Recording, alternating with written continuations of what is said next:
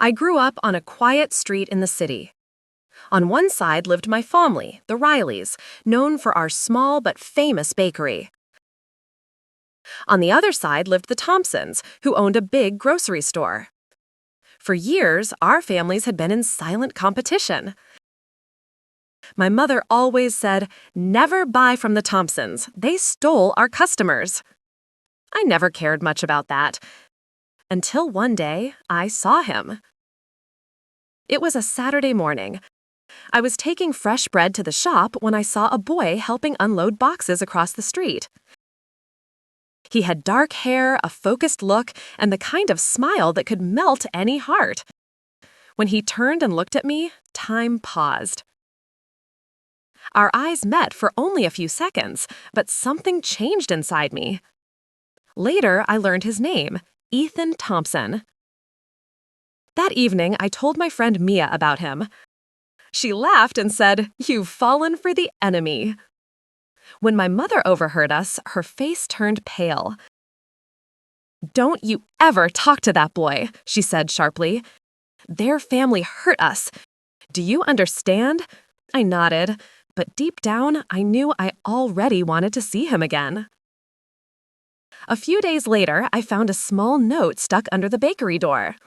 It said, "I'm sorry about our families, but I'd like to talk. Maybe we can change things." It was signed, Ethan. I hesitated, but my heart beat so fast I couldn't stop smiling.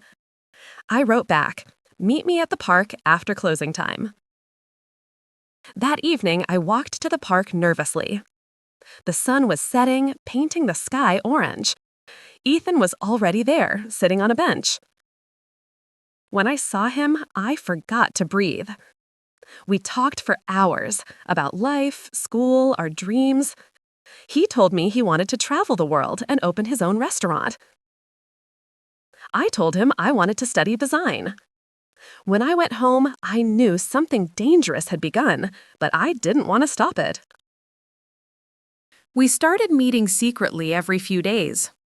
Sometimes in the park, sometimes behind the bakery.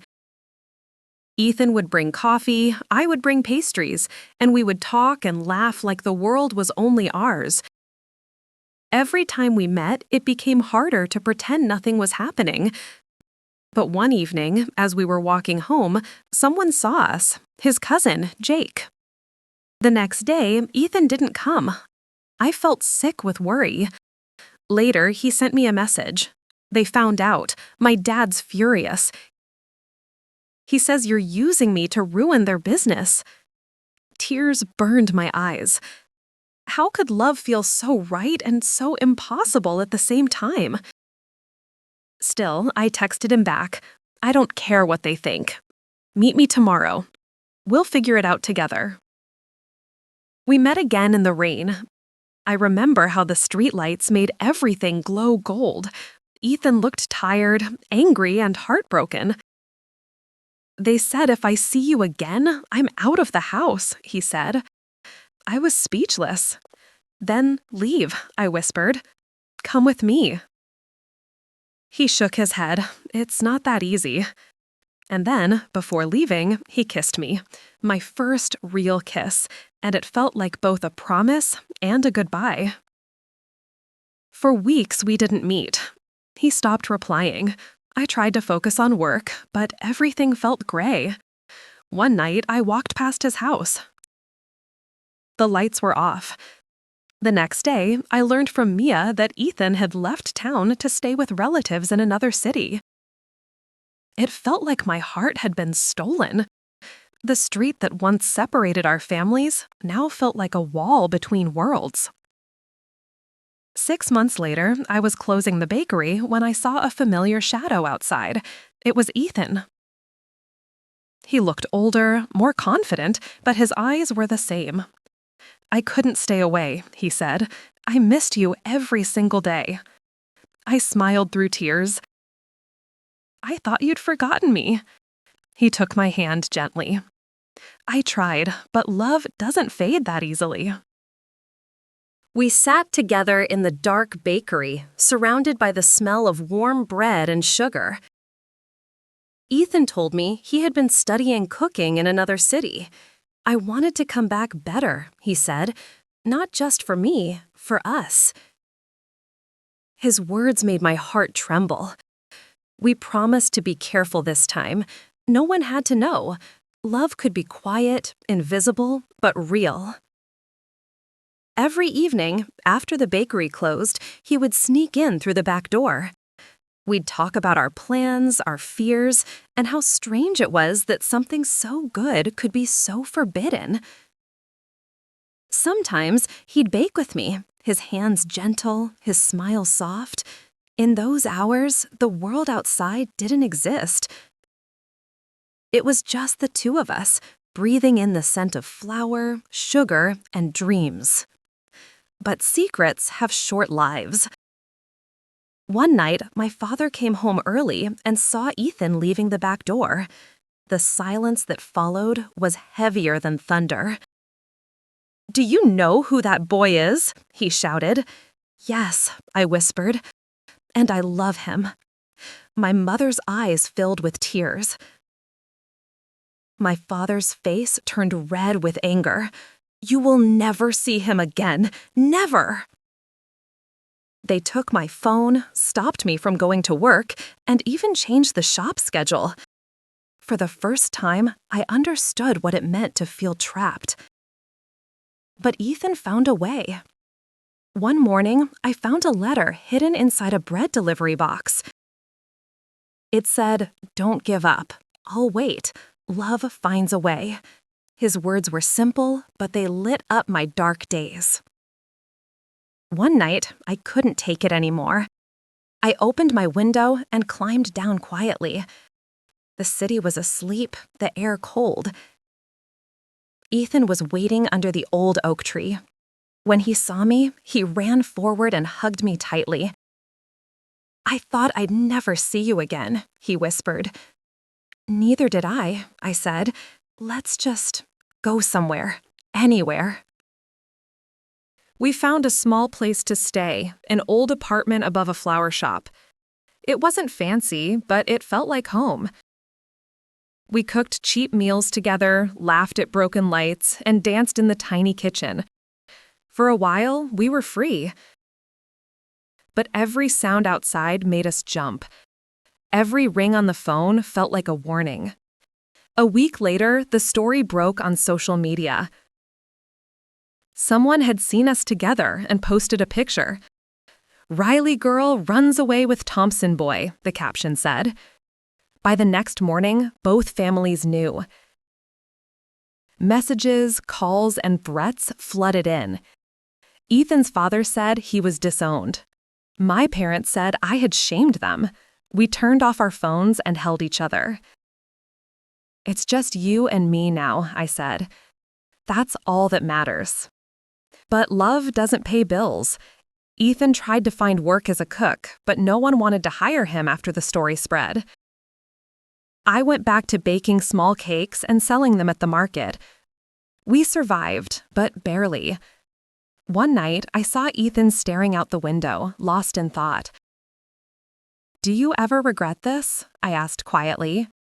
He turned to me and smiled sadly. "Never you, but I hate how the world made it so hard." A few days later, Ethan got a call from a restaurant in another city. "They want me," he said, his eyes shining. "A real job, a start." My heart filled with joy and fear at the same time. "That's amazing, but what about us?" He hesitated. "They said I need to go alone for the first few months." The silence between us said everything. Love or survival. The night before he left, we went to the old park, the place where it all began. The benches were wet from rain, and the air smelled of memories. He took my hand and said, "I'll come back for you. I swear it." I tried to smile, but my heart felt heavy. "Don't forget me," I whispered. He kissed my forehead gently. "Never. You're the reason I'm doing this." And then he was gone. The first days without Ethan felt endless. The bakery was full of noise and light, but inside I felt hollow.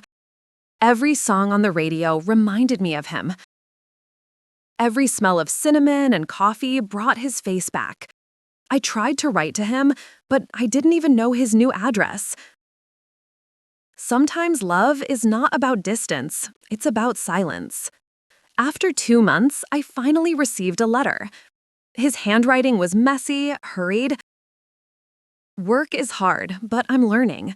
I think about you every night. I'm saving money. Soon I'll come back. I pressed the letter to my heart and cried. Hope came back like sunlight after a long storm. One evening, while I was closing the bakery, a young businessman came in. He was polite, handsome, and kind. His name was Daniel. He often came for coffee and small talk. At first, I thought nothing of it, but soon I realized he liked me. He said softly, "You shouldn't wait for someone who left. You deserve someone who's here." His words stayed in my mind longer than I wanted. Days passed and Daniel's visits became frequent. He made me laugh again, helped me fix things in the shop, and always brought flowers. Still, every night I opened Ethan's old messages and read them again. One evening, Daniel asked, "What if you could start fresh?" I looked at him, unsure what to say. My heart belonged to someone miles away, but my reality was here. 3 months passed. No new letters from Ethan. I started to worry. Maybe he forgot. Maybe he met someone else. The silence became unbearable. I wrote him again, but there was no answer. At night, I lay awake and whispered into the darkness, did love fade or did life win? Then, one morning, the phone rang. It was an unknown number. When I answered, a familiar voice said, "It's me." I froze. Ethan. He sounded tired, weaker than I remembered. "I'm sorry," he said. "There was an accident at work. I've been in the hospital. But I'm okay now." Tears ran down my face. "Why didn't you tell me?" "I didn't want you to worry," he said. "I'll come back as soon as I can." 2 weeks later, he came back. But he wasn't the same. His arm was in a sling, and there was a deep sadness in his eyes. When he saw me, he smiled faintly. "I told you I'd come back." We held each other for a long time. No words could fill that silence, only the heartbeat of two souls that had survived too much. That night, Daniel came to the bakery and saw us together. The look in his eyes broke my heart. He didn't shout or beg. He just said quietly, "I understand now. He's the one." After he left, Ethan asked, "Who was that?" I told him the truth. He nodded and said softly, "You didn't do anything wrong. You were just lonely." It was the most mature thing anyone had ever said to me. But happiness didn't last. Ethan's father came to the bakery the next morning. He stood at the door, his face cold. "You destroyed my son's future," he said. "Maybe," I replied quietly, "but he chose love, not hate." He left without another word, but that evening, Ethan received a message. His family was selling the store and leaving town. It felt like another wall closing in on us. That night, under the soft glow of streetlights, Ethan said, "Let's leave this place. Let's go somewhere no one knows us." I hesitated. What about the bakery, my family? He took my hand gently. "We can build new memories. Together." I looked at him, at the boy who had risked everything for love. Then I whispered, "Yes, let's go." And for the first time in years, I felt free, terrified but free. We left the city before sunrise. The roads were quiet, covered in a soft morning mist. I looked out the window and saw the bakery fading in the distance, the place that had been my whole life. Ethan held my hand tightly as we drove. "We'll start again," he said. "No past, no pain." I wanted to believe him. I really did. We found a small apartment by the sea, in a town where nobody knew our names. Ethan bought a job at a cafe near the beach. I started designing cakes and selling them online. In the evenings, we'd sit on the balcony, watching the sunset melt into the water. It felt like peace had finally found us. But sometimes, peace feels too quiet, like the world is just holding its breath. Months passed, and I noticed something was wrong. Ethan looked tired all the time. He often came home late, pale and silent. When I asked, he smiled and said, "Just busy days."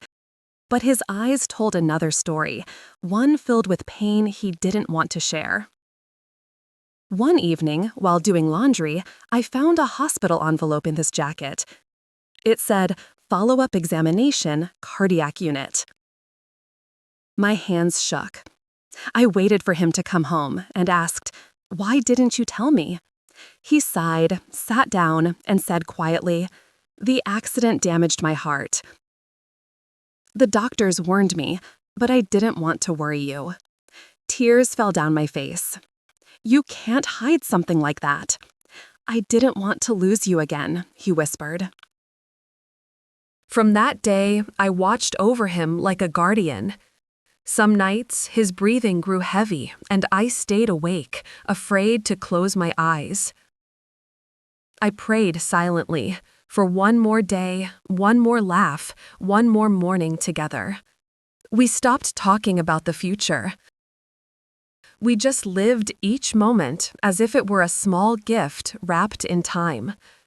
One stormy night, he collapsed while closing the cafe. The call came at midnight. When I reached the hospital, the world blurred around me. Machines beeped softly, and he lay pale and still. When he opened his eyes, he smiled weakly. "You came." "I'll always come," I said, holding his cold hand. He whispered, "Promise me, if I don't make it, you'll still bake. You'll still smile." I couldn't answer. Only tears spoke for me. He stayed in the hospital for a week. I visited every day, bringing him his favorite pastries. On the last morning, he asked to see the sunrise. The nurse wheeled his bed to the window. We watched the golden light slowly fill the room. "It's beautiful," he said softly.